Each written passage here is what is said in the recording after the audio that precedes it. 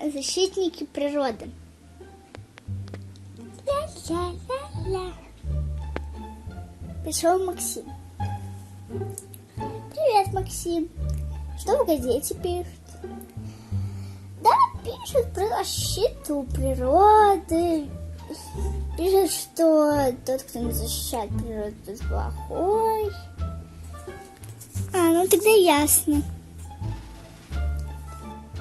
Привет, друзья. Что обсуждаете? Дай-ка посмотрю. Защищайте природу. Ясно. Давайте защищать природу вместе. Давайте. Сначала они смотрели, чтобы никто не ломал деревья. Но никто и не ломал. Потом они смотрели, чтобы никто не выбрасывал мусор. Но никто и не бросал. А давайте смотреть, чтобы никто не рвал цветы. Отлично. Вон и клумба есть. Прибежала собачка. И начала нюхать цветы. Эй, брысь, я сказала, брысь. И собака не обращала внимания. Эй, брысь, я сказала.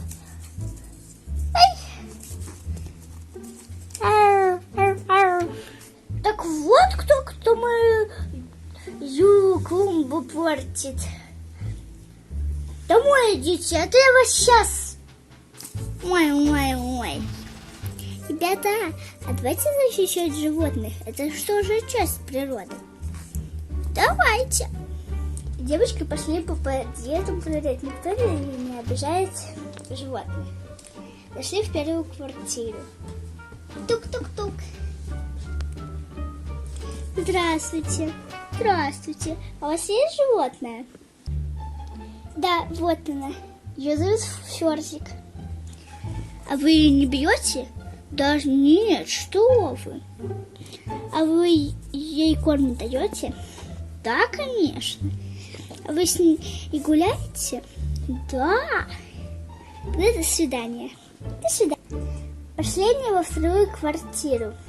Тук-тук-тук. Здравствуйте. Здравствуйте. А у вас есть животное? Да, есть. Это кот.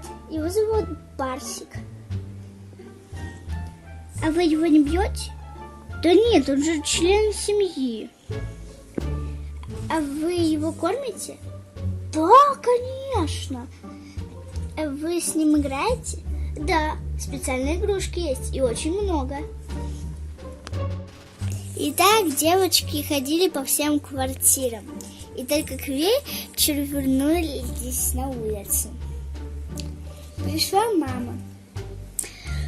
Да где вы ходите? Уже час из окна кричу. Ваш кот проголодался. Вы его целый день не кормите. И рыбки. Как же ваши рыбки? Кот даже от года рыбку съел. И девочкам стало стыдно, и они покраснели. Запомните, ребята, когда хотите защищать природу, надо начать с самого себя. Конец.